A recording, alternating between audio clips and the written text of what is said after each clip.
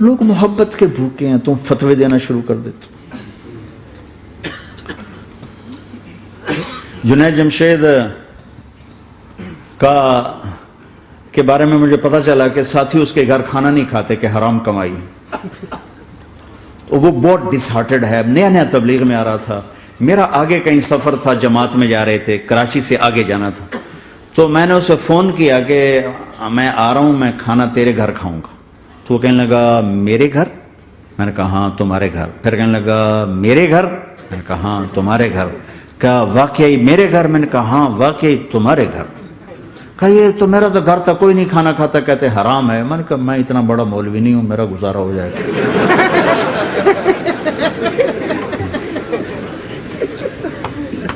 کچھ عرصے بعد وہ 4 مہینے کے لیے جماعت میں چل رہا تھا. لوگوں کو محبت. میں رائمنڈ میں بیٹھا تھا، ایک شخص آ گیا، کہا جی وہ مبارک سینما لاہور میں تھا، اس کا مالک آ رہا تھا چند دنوں سے رائمنڈ. آج وہ کچھ گھر سے لے کر آیا تو ایک دی وہاں کسی رائمنڈ میں کسی کو پیش کی تو اس نے انکار کر دیا، میں نہیں کھاتا، آپ کی کمائی حرام ہے. تو بہت زیادہ شرمندہ ہو رہا. میں نے کہا اسے لے آؤ جلدی سے میرے پاس. وہ اس کو لے کر آئے تو میں نے کہا جی کیا نام ہے؟ کہا جی ہارون. کیا کرتے ہو؟ تو اس نے سر یوں کر لیا، وہ چھوٹا سا بزنس ہے. میں نے کہا کیا بزنس ہے؟ بہت چھوٹا موٹا بزنس ہے. میں نے کہا بھائی بتاؤ تو صحیح. سینما ہے. سینما ہے. میں نے کہا کون سا سینما؟ مبارک سینما. مبارک. میں نے کہا مبارک؟ ہاں وہ جس میں شمع پروانہ میں نے دیکھی تھی وہ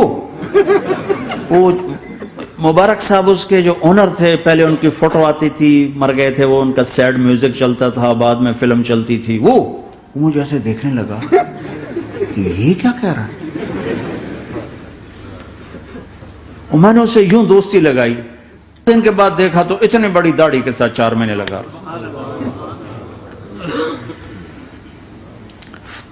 لوگ فتوے دینے میں بڑی جلدی کرتے، بدگمان بڑی جلدی ہوتی. کسی میں 100 خوبیاں ہوں، ایک کمی ہو، ساری پہ کانٹا پھیر دیتے.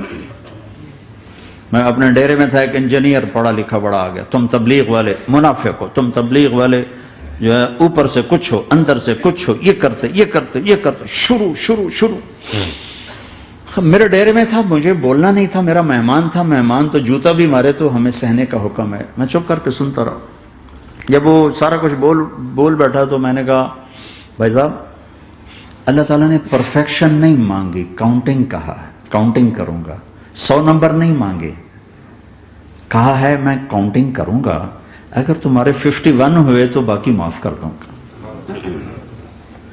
تو جو گناہ عیب ثواب آپ بتا رہے ہیں، ممکن ہے اللہ معاف کر دے ان نیکیوں کی وجہ سے جو تبلیغ والے کر رہے ہیں. اور کسی کو برا کہنا یہ اپنے برا ہونے کی پہلی نشانی ہے. میرے نبی نے فرمایا کسی کے برا ہونے کے لیے یہی کافی ہے کہ دوسرے کو برا کہے. یہ میں اسے نہیں کہا، یہ ویسے آپ کو بتا رہا ہوں، اس کو یہ میں نے نہیں کہا، آپ سے عرض کر رہا ہوں کہ میرے نبی نے فرمایا کہ کسی کے برا ہونے کے لیے اتنا ہی کافی ہے کہ دوسروں کو برا سمجھو. میں نے کہا اللہ نے کاؤنٹنگ رکھی ہے، کاؤنٹنگ.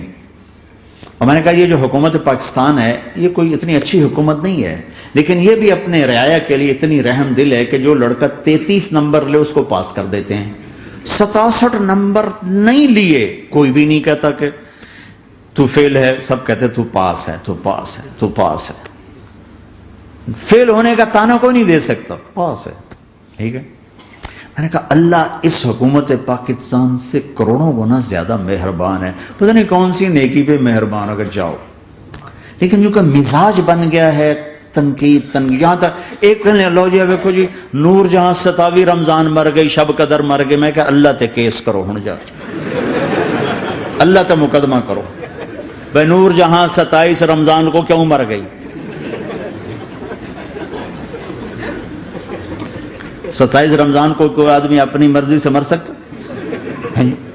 اتنی مقدس رات، اتنا مقدس دن، تو کوئی بات تو اللہ کو پسند آئی جو اس کی موت دی.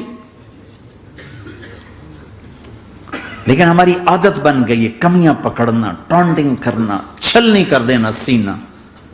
اپنے اب دھنی اپنی دھن، تجھے کیوں فکر ہے اے گل دلے صد چاک بلبل کی، تو اپنے پیرہن کے چاک تو پہلے رفو کر لے۔ کیوں اوروں کے عیب دیکھ دیکھ خود بھی اپنے غیظ و غضب میں اور اپنے حسد کا شکار اور کبھی بغض کا شکار؟ ارے اندھے بن جاؤ گا، مجھے کچھ نہیں نظر آتا، میں صرف خوبیاں دیکھوں گا، عیب نہیں دیکھوں گا۔ لوگوں کو قریب کرو، پیار کرو، محبت